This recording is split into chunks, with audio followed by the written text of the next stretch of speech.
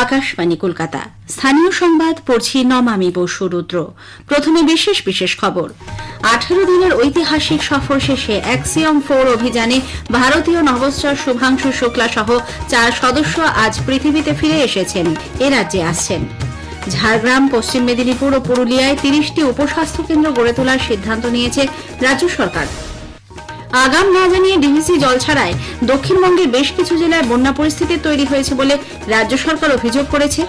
গাঙ্গেয় পশ্চিমবঙ্গে সৃষ্ট নিম্নচাপ ক্রমশ শক্তি হারিয়ে পূর্ব উত্তরপ্রদেশের দিকে অগ্রসর হচ্ছে। কলকাতা প্রিমিয়ার ডিভিশন ফুটবল লিগে ইস্টবেঙ্গল পাঠচক্রের কাছে 1-0 গোলে পরাজিত হয়েছে। আসছে বিস্তারিত খবরে। 18 দিনের ঐতিহাসিক সফর শেষে অ্যাক্সিয়ম 4 অভিযানে ভারতীয় নভশ্চর শুভাংশু শুক্লা এবং অন্য 3 ক্রু সদস্য আন্তর্জাতিক মহাকাশ কেন্দ্র থেকে আজ পৃথিবীর বুকে সফল অবতরণ করেছেন। স্পেসএক্স ড্রাগন মহাকাশযান আজ বিকেলে ক্যালিফোর্নিয়া সান দিয়েগো উপকূলের কাছে প্রশান্ত মহাসাগরে নেমে আসে। রাতের মহাসাগরের স্প্ল্যাশ ডাউনের পর একে একে বেরিয়ে আসেন শুভাংশু সহ অন্য মহাকাশচারীরা।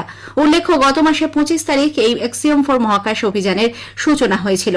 আইএসএস এ থাকাকালীন গ্রুপ ক্যাপ্টেন শুক্লা ভারতের 7টি সুনির্দিষ্ট মাইক্রোগ্র্যাভিটি সংক্রান্ত গবেষণা করেছেন।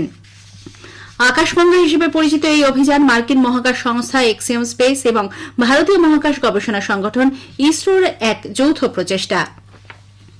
রাষ্ট্রপতি দ্রৌপদী মুর্মু মহাকাশ সফর শেষে পৃথিবীতে ফিরে আসার শুভাংশু শুক্লাকে স্বাগত জানিয়েছেন। তিনি বলেছেন, আন্তর্জাতিক মহাকাশ স্টেশনে অ্যাক্সিয়ম মিশন 4 এর পাইলট হিসেবে গ্রুপ ক্যাপ্টেন শুক্লার ভূমিকা ভারতের মহাকাশ অনুসন্ধানের পাশাপাশি বিজ্ঞান ও প্রযুক্তিতে আন্তর্জাতিক সহযোগিতার জন্য এক নতুন অধ্যায় রচনা করেছে। মহাকাশচারী শুভাংশু শুক্লার নিরাপদে প্রত্যাবর্তনে প্রধানমন্ত্রী নরেন্দ্র মোদী উচ্ছ্বাস ব্যক্ত করেছেন।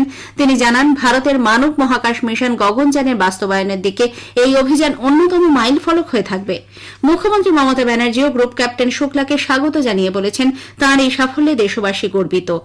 শুভাংশু ও তার সহযোগীদের সফল প্রত্যাবর্তনের পর মহাকাশ বিজ্ঞানী সব্যসাচী পাল আকাশবাণীকে জানিয়েছেন, এই অভিযান ভবিষ্যতে ভারতের বিভিন্ন গবেষণায় কাজে লাগবে।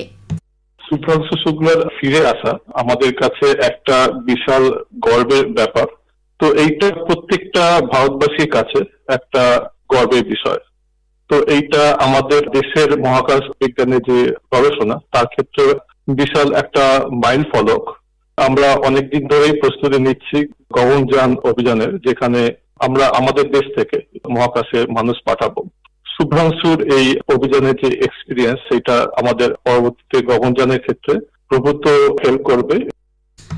প্রধানমন্ত্রী নরেন্দ্র মোদী আগামী শুক্রবার 18 জুলাই একদিনের সফরে রাজ্যে আসছেন। প্রশাসনিক সূত্রে জানা গেছে, শুক্রবার দুপুর 2:30 নাগাদ প্রধানমন্ত্রী অন্ডাল বিমানবন্দরে পৌঁছবেন।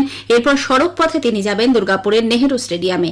সেখানে প্রধানমন্ত্রী বিভিন্ন প্রকল্পের শিলান্যাস, উদ্বোধন এবং জাতির উদ্দেশ্যে উৎসর্গ করবেন। এরপর দুর্গাপুরে বিজেপির একটি জনসভায় অংশ নেবেন তিনি। সভাস্থল থেকে বিমানবন্দরে ফিরে শ্রী মোদী সন্ধ্যাতেই দিল্লি ফিরে যাবেন।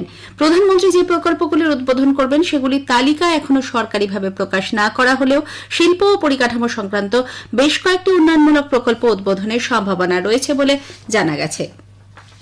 দক্ষিণ দিনাজপুর জেলায় একটি অত্যাধুনিক পরিকাঠামো সমৃদ্ধ দক্ষতা প্রশিক্ষণ কেন্দ্র আজ থেকে চালু হয়েছে। কেন্দ্রীয় শিক্ষা প্রতিমন্ত্রী সুকান্ত মজুমদার আজ এই প্রশিক্ষণ কেন্দ্রের উদ্বোধন করেন। এক্স হ্যান্ডেলে তিনি বলেন, আইআইটি মাদ্রাজের উদ্যোগে গড়ে ওঠা প্রশিক্ষণ কেন্দ্রটি আগামী দিনে জেলার ছাত্রছাত্রীদের দক্ষতা বৃদ্ধি এবং উজ্জ্বল ভবিষ্যৎ গঠনে গুরুত্বপূর্ণ মাইলফলক হয়ে উঠবে।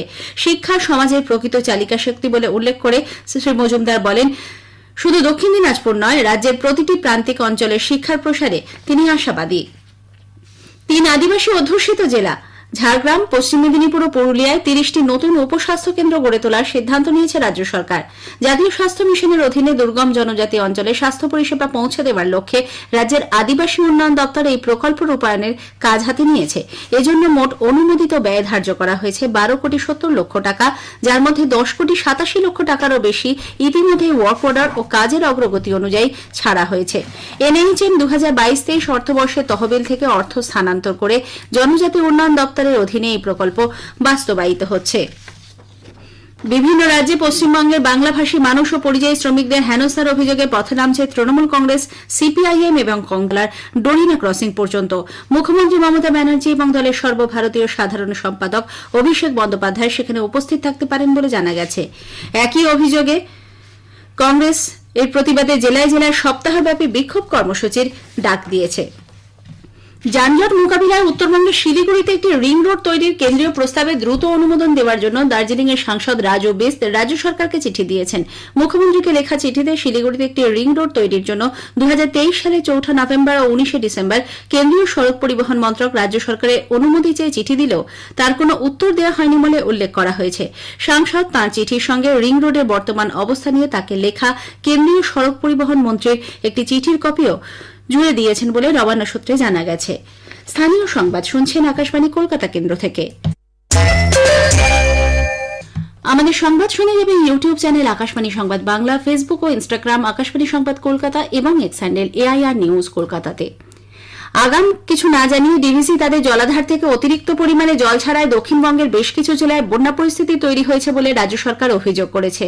সাম্প্রতিক বৃষ্টির পর বিভিন্ন জেলা জলমগ্ন হয়ে পড়ায় মুখ্যমন্ত্রী মমতা ব্যানার্জি আজ নবান্নে জরুরি ভিত্তিতে মুখ্য সচিব, স্বাস্থ্য সচিব, ডিজিপি, স্বরাষ্ট্র সচিব সহ সংশ্লিষ্ট বিভিন্ন দপ্তরের আধিকারিক ও সব জেলার জেলাশাসক ও পুলিশ সুপারদের নিয়ে পর্যালোচনা বৈঠক করেন। তিনি জানান, গত 18 জুন থেকে ডিভিসি 27,000 লক্ষ কিউবিক মিটার জল ছেড়েছে। বন্যা পরিস্থিতি এড়াতে ডিভিসি জলাধারগুলিতে নাব্যতা বৃদ্ধির জন্য এর আগে প্রধানমন্ত্রীকে চিঠি দেওয়া হয়।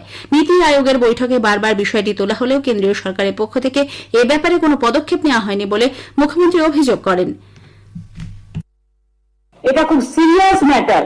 বারবার বলা সত্ত্বেও ডিভিসি বলুন, পঞ্চায়েত বলুন, মাইথন বলুন, এরা কেউ আমাদের কথায় গুরুত্ব দিচ্ছে না, শুনছে না। এবং কেন্দ্রীয় সরকারকে বারবার বলা হয়েছে খননের কাজ শুরু করতে। কারণ আমি যতদূর জানি, ডিভিসিতে যদি ডিসিলটেশনের কাজটা হয়, খনন কার্যটা হয়, তাহলে কিন্তু 4 লক্ষ মেট্রিক কিউসেক জল তারা আরো বেশি অধিক ধরতে পারে। আসাম বন্যার ত্রাণের টাকা পায়, বাংলা পায় না। বাংলায় নদী ভাঙন ঠেকাতে বারংবার অনুরোধ সত্ত্বেও রাজ্য সরকার এ ব্যাপারে প্রয়োজনীয় উদ্যোগ নেয়নি বলে প্রবীণ কংগ্রেস নেতা অধীর রঞ্জন চৌধুরী মন্তব্য করেছেন। তিনি বলেন, কেন্দ্রীয় মন্ত্রীর সঙ্গে তাঁর এ ব্যাপারে কথা হলেও রাজ্য সরকার বন্যা নিয়ন্ত্রণের জন্য রূপরেখা তৈরি করে কেন্দ্রকে দেয়নি, অথচ রাজ্যের তরফ থেকে জানানো হচ্ছে কেন্দ্র প্রয়োজনীয় টাকা দিচ্ছে না। আমরা বলেছিলাম রাজ্য সরকারকে যে আপনারা ভাঙন ঠেকান, রাজ্য বলে কেন্দ্র টাকা দিচ্ছে না। লালগুলাতে, ধুলিয়ানে স্পটে দাঁড়িয়ে দাঁড়িয়ে ভারতবর্ষের কেন্দ্রের মন্ত্রীর সাথে কথা বলেছিলাম। তারা বলছে আমাদের প্রকল্প দিচ্ছে না রাজ্য সরকার, আমরা কি করবো? তারা বলছে রাজ্য সরকার বলুন প্রকল্প দিতে, আমরা যতটা পারি টাকা দেবো। পশ্চিম মেদিনীপুরের ঘাটালের বন্যা পরিস্থিতি স্থিতিশীল থাকলেও নদীগুলির জলস্তর ক্রমশ বাড়ছে। এই অবস্থায় স্বাভাবিকভাবেই সাধারণ মানুষের মধ্যে ভীতির সঞ্চার হয়েছে। ঘাটালের বন্যা পরিস্থিতি পর্যালোচনার জন্য জেলাশাসক খুরশিদ আলী কাদরি আজ ঘাটাল মহকুমা শাসকের কার্যালয়ে বৈঠক করেন। জেলায় সংশ্লিষ্ট সব দপ্তরের কর্মীদের ছুটি বাতিল করা হয়েছে। তিনি বলেন, ত্রাণ এবং উদ্ধার কাজ চালাতে জেলাতে পর্যাপ্ত ত্রাণ সামগ্রী মজুত রয়েছে। বন্যা কবলিত এলাকা থেকে 245 জন গর্ভবতী মহিলাকে নিরাপদ আশ্রয়ে স্থানান্তর করা হয়েছে। চিকিৎসা চলছে 115 জন সাপে কামড়ানো ব্যক্তির, তবে সকলেই সুস্থ রয়েছেন। গাঙ্গেয় পশ্চিমবঙ্গে সৃষ্ট নিম্নচাপটি বর্তমানে উত্তর ঝাড়খণ্ড সংলগ্ন দক্ষিণ বিহারের কাছে নিম্নচাপ রূপে অবস্থান করছে। ক্রমশ এটি শক্তি হারিয়ে পূর্ব উত্তরপ্রদেশের দিকে অগ্রসর হতে থাকবে। আলিপুর আবহাওয়া দপ্তরের বিজ্ঞানী সৌরিশ বন্দ্যোপাধ্যায় জানিয়েছেন, এর প্রভাবে আজ রাজ্যের পশ্চিমের জেলাগুলিতে ভারী বৃষ্টির সতর্কতা রয়েছে। বিশেষ করে পুরুলিয়া, বাঁকুড়া, পূর্ব পশ্চিম বর্ধমান, বীরভূম, মুর্শিদাবাদ এবং নদিয়া, এই জেলাগুলো দু এক জায়গায় ভারী বৃষ্টির সম্ভাবনা রয়েছে। দক্ষিণবঙ্গের অন্যান্য জেলাগুলো 15 তারিখে হালকা থেকে মাঝারি ধরনের বৃষ্টিপাতের সম্ভাবনা থাকছে। কলকাতা পার্শ্ববর্তী অঞ্চলের জন্য 15 তারিখ বা 16 তারিখে মেঘলা আকাশ, দু এক পশলা হালকা থেকে মাঝারি ধরনের বৃষ্টিপাতের সম্ভাবনা থাকে। 17 তারিখ থেকে বৃষ্টিপাত আরও কমে যাবে। 17 তারিখ থেকে পরবর্তী 4-5 দিন প্রায় 21 তারিখ পর্যন্ত প্রধানত হালকা ধরনের বৃষ্টিপাতের সম্ভাবনা থাকবে দক্ষিণবঙ্গের জেলাগুলো। উত্তর 24 পরগনার বসিরহাট মহকুমার হিঙ্গলগঞ্জ ব্লকের দুলদুলি গ্রাম পঞ্চায়েতে শিববাড়ি ফেরিঘাটের সামনে প্রায় 70 ফুট রায়মঙ্গল নদীর বাঁধ বসে গেছে। আশঙ্কা করা হচ্ছে দীর্ঘদিন নিম্নচাপের ফলে বৃষ্টিতে নদী বাঁধ নরম হওয়ায় মাটির স্খলন শুরু হয়েছে। ব্যারাকপুর স্টেডিয়ামে আজ কলকাতা প্রিমিয়ার ডিভিশন ফুটবল লিগের ম্যাচে ইস্টবেঙ্গল 0-1 গোলে পাঠচক্রের কাছে পরাজিত হয়েছে।